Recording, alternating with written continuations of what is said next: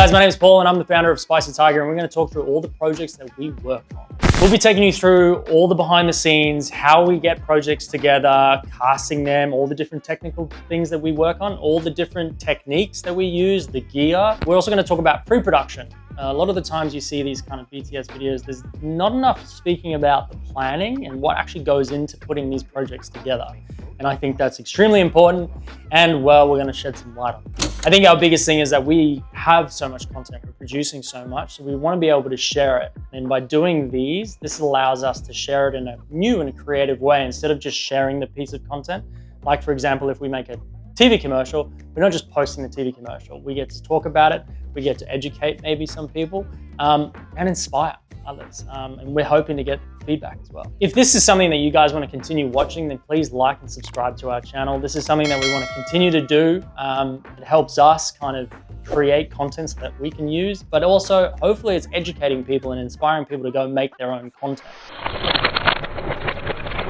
Winterbourne are an Australian band, two beautiful human beings, produce beautiful music. The reason why we got into this side of the music videos, I was hoping to do a bit more long form or narrative pieces, and it just so happens that Karina had a connection with the Winterbourne boys. Hi, I'm Karina, and for Winterbourne's Apple Tree music video, I was the content producer and lead actor.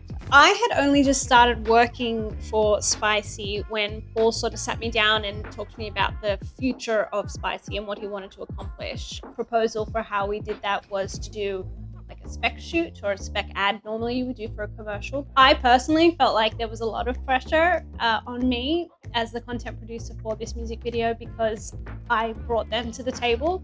So I really wanted to deliver for them because I am a fan of their work, but also for Paul because, you know, it is an expense for the business, but I also wanted it to make sure that it was worth our while. Initially, in my mind, when we first took on the project, I was hoping that this would be like a month turnaround. Day 1, concept. Day 2, house stuff.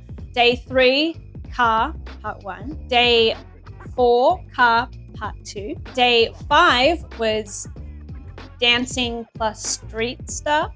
Day 6 was general pickups. It ended up being something like 10, 11, maybe even 12 months from the time that we decided to do it or started a conversation with Winterbourne to when it was actually released and put on YouTube. James and Jordan provided us with a mood board that outlined the overall concept of the album, and they broke down the overarching characters that feature throughout the album. Ali and Daniel were the kind of reoccurring characters throughout that featured throughout the song. So they were really kind to sort of break down their mental process that represents the themes throughout each of the songs. With Apple Tree, because it has such a joyous feeling to it, we really wanted to follow the trajectory of the song. There are real highs and there are real lows. We decided to shift things to focus more on Ali's perspective throughout the story.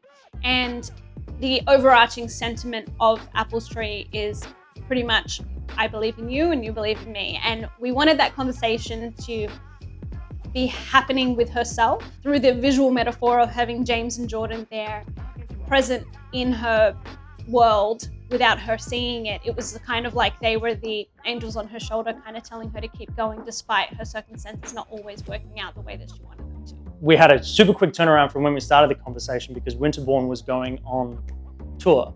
And so we wanted to just shoot that. So we had them performing the song in front of a crowd. So that was the first task. It was that was day 1. We were lucky that the concert we were able to attend and get really great cinematic footage for that. But all the other scenes, we wanted to make sure that they were present in the world through this sort of, you know, metaphorical being in her background. But it didn't rely on that, and we had to be smart in the way that we did it. We had to cut around certain aspects, make sure that they were only present in scenarios that made sense for the story and not just for a gag. And once we had that in the bag, I don't think we shot again for another few months because we just couldn't get access to Jordan or James. There was a lot of waiting around, but luckily it actually gave us time to really think about, okay, cool, what do we need to capture? What do we want to do? Think about the locations that we were going to do. I mean, a lot of it was just shot in my house. I think that the bane of my existence was the shoot that we did at the house in the bathroom. It just wasn't big enough, and we could not work out a way to sell the idea that they were in this shower and it was odd and obscure, but we wanted it to be a funny gag, so we opted with a clear shower curtain. But then the rotoscoping of me proved really difficult for George, and we were having to either cut around it or whatnot. Plus the lighting in there was really limited, mainly practical because it was just such a tight and confined space. We couldn't really get any of our studio lighting in there to make it look pretty and cinematic. So that was something that we toyed with abandoning, and then I fought for it, and we found a nice happy medium where we kind of cut around the messiness of it, but we still got the gag in there. So it did work in the end, but it was troubling. I know when we were testing, different car mounts, what position do we want? We did think about hiring a car mount to actually shoot. And then we were like, oh no, maybe we prefer the dashboard look. But now that we go back, I'm like, oh, probably would have been better if we had actually just did the bullet and did the car mount. But then you're also, you're playing with weather, because once the camera is external, as soon as it rains, which it does a lot in Sydney, you can't use any of that because you wouldn't be able to shoot. And then you've got to think about, cool, we've asked these people to come out to do this project for free, and if it doesn't work, you're then telling them to go back and, oh, can we do this another day? So you're always playing around and trying to factor in so many different variables. It makes it really tricky. From a planning perspective, which a lot of it was done by Karina, you're thinking about what everybody else needs to get the project done, doing it in a time factor, because obviously everything costs money. For this specific project, it's my money. So I'm like, okay, cool, let's try to do this as fast as possible. But at the same time, you want to do the best job that you can. So, making the decisions, okay, let's just reshoot it because it doesn't look right. Yeah, it all takes time. And I think the Uber part, where Karina is an Uber driver, we have to rebuild that little app. So hopefully we've done enough to be able to get another music video, so then we can, flex that creativity a bit more and then do something that's better.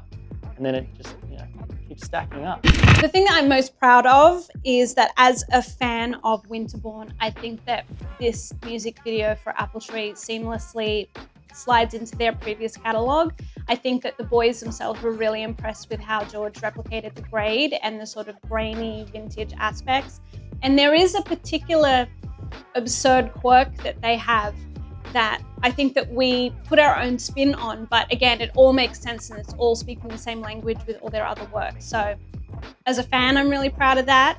And also for us being able to collaborate with bands moving forward, I think that that's a really good statement for us to put out there. So yeah, thank you so much for watching, guys. If you want to see more of this, then please like and subscribe to our channel. This is something that we want to continue to do as we build our little brand. And please feel free to comment and leave suggestions or feedback on any of the stuff that we're doing. We're very open to it. At the end of the day, if you're not learning, you're not growing. If you're not growing, you're not moving.